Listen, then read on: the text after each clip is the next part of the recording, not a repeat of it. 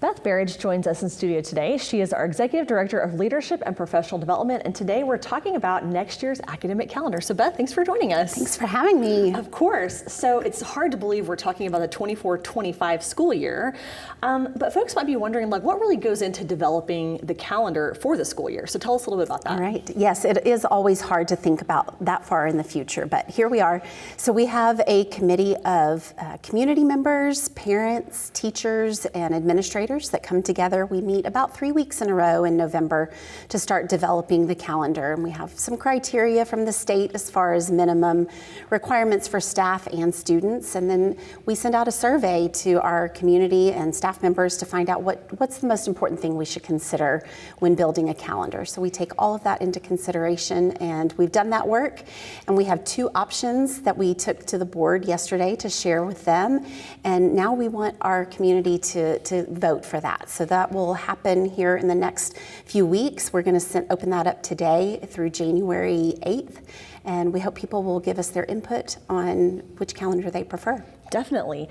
So when you talk about the development of the calendar, like, what are some of the considerations, maybe some of the things that are discussed in these meetings as the calendars are getting figured out? So it's really important for teachers to have time for planning and professional development throughout the year, so we try to schedule those.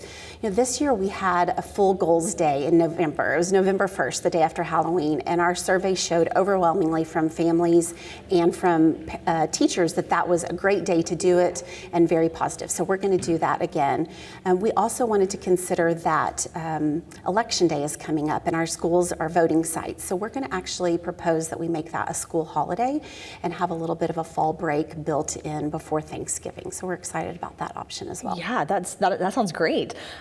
So for parents and people who are interested in the calendar, when will the final version be approved? We will take it back to the board at the end of January for approval, and then we'll post it for everyone to see. And you mentioned when we were talking before that, of course, everybody's developing an academic calendar, the school districts around us, but we are the ones that put ours out the earliest. We do. We tend to be the first ones, and I think that's something people always ask is how do we coordinate with others? So we tend to get ours out first and then hope that others will kind of follow our lead. And for those who just want more information, to find the options and to be able to vote, where can they get that information? On our website, LubbockISD.org/calendar. Great. Well, Beth, thanks for sharing that information with you today, and we look forward to seeing what the results of the survey are. Yes, definitely. Thank you.